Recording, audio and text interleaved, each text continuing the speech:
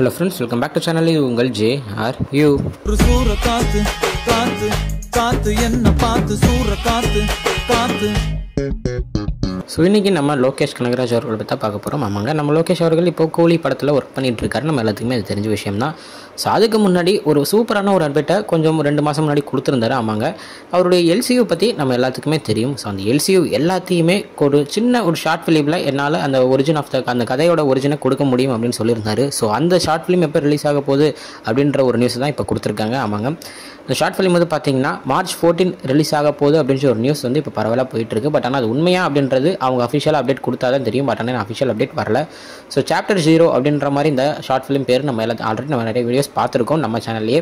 So இது வந்து பார்த்தீங்கன்னா இந்த கதைகள், அதாவது இந்த எல்சியூ இது வந்து எதுக்காக இத்தனை பேர் இந்த ஒரே கதையில் வராங்க அப்படின்றத சொல்கிற மாதிரியான ஒரு சின்ன ஷார்ட் ஃபிலிமாக இருக்கும் அப்படின்றத லோகேஷ் கனகராஜ் அவர்களே சொல்லியிருந்தார்.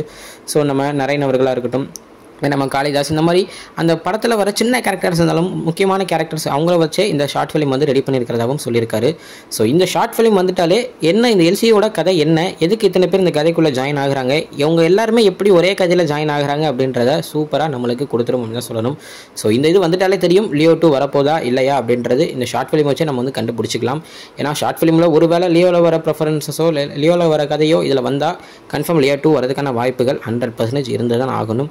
ஒரு வேளை இல்லை இருக்கிற இந்த கைதி படத்தையும் நம்ம விக்ரம் படத்தையும் மட்டும் வச்சே இவங்க வந்து இதை பண்ணியிருந்தாங்கன்னா வரத வாய்ப்பு இல்லை அப்படின்னு தான் சொல்லணும். ஸோ March 14 வரப்போகுது அப்படின்ற ஒரு நியூஸ் போயிட்டுருக்கு. அஃபிஷியல் நியூஸ் எனக்கு தெரிஞ்சு கொஞ்சம் நாளில் கொடுத்துருவாங்க. ஸோ வந்த உடனே கன்ஃபார்ம் நம்ம சேனலில் அஃபிஷியல் நியூஸ்க்கான இதையும் பார்த்துடலாம். ஷார்ட் ஃபிலிம் வரட்டும், அதுக்கான ஒரு ரிவ்யூ வீடியோவும் போட்டுடலாம்.